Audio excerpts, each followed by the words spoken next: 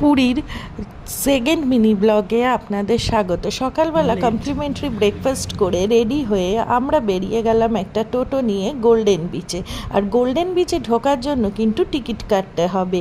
বিচটা প্রচণ্ড পরিষ্কার পরিচ্ছন্ন এবং লোকজনও কম।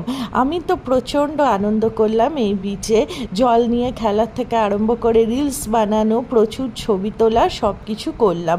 যেহেতু লোক কম, এর জন্য এই কাজগুলো করতে খুব সুবিধে হয়। কি খানিকক্ষণ কোয়ালিটি টাইম স্পেন্ড করে আমরা চলে গেলাম বিকেল করে পুরীর স্বর্গদ্বারে। আর সেখানে আমি কিনে নিলাম কিছু কুর্তি।